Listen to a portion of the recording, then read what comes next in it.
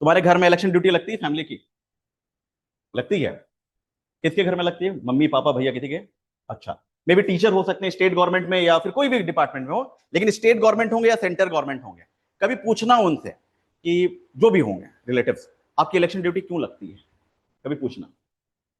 और वो election duty को डिनाई भी नहीं कर सकते, मना भी नहीं कर सकते, अरे नहीं जाने का मन है। जैसे आज मेरी क्लास लगी, मैंने लगा चलो पढ़ा लेते हैं, एक हफ्ते से बोर बैठा हुआ, ठीक है, तो मैं डिनाई कर सकता था इन वक्त, मैं नहीं आ रहा, मैसेज डाल दो, ठीक है। इलेक्शन ड्यूटी को डिनाई नहीं कर सकता कोई भी सरकारी कर्मचारी। पूछना घर वालों से कि आपका इलेक्शन ड्यूटी लगता है, मना कर सकते हैं क्या? तो इलेक्शन ड्यूटी क्या पॉलिटिकल काम है या कॉन्स्टिट्यूशनल वर्क है? क्या कह रहे हो?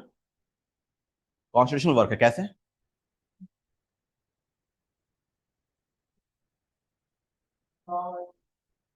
तो चुनाव और चुनाव का काम दोनों अलग चीजें हैं, बताओ। इसे मैंने कहा ना कि जब आप पढ़ते हो ना किसी चीज को, रटने के हिसाब से मत जाओ, उसको समझने के हिसाब से जाओ। आर्टिकल 324 पढ़ोगे ना, उसमें एक क्लाउज है, क्लाउज 6, उसमें एक छोटा सा वर्ड आया है, ठीक है, स्टाफ, कर्मचारी, एक छोटा सा वर्ड आया है।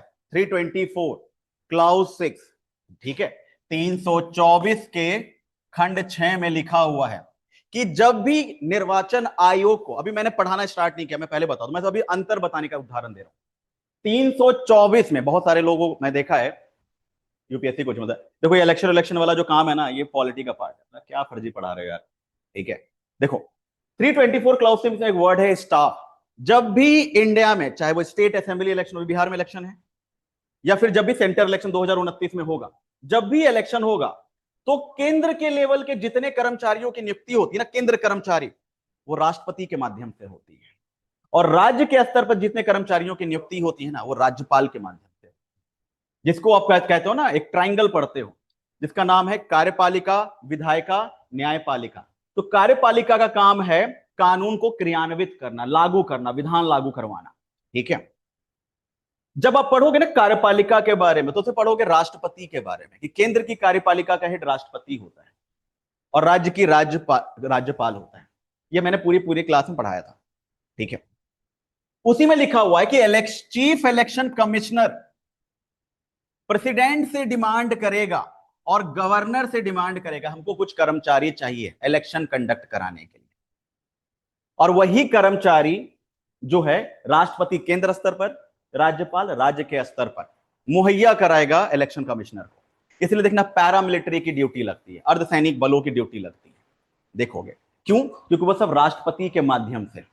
पैरामिलिट्री होता है गृह मंत्रालय के अंतर्गत, और सेना जिसको प्रॉपर आर्मी कहते हैं, पैरामिलिट्री जिसको प्रॉपर सेना कहते हैं, वो आती है रक्षा मंत्रालय के अंतर्गत। तो ये जो बीएसएफ, एसएसबी, आईटीबीपी, ये सब देखोगे ना, उसका मालिक अमित शाह है, दिल्ली पुलिस का मालिक अमित शाह है, ठीक है।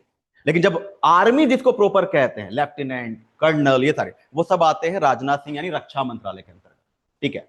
उन सब की ड्यूटी लग सकती है, क्यों? क्योंकि राष्ट्रपति से मांगा गया। तो ये जो इलेक्शन ड्यूटी लगती है ना, ये एक संवैधानिक कार्य है,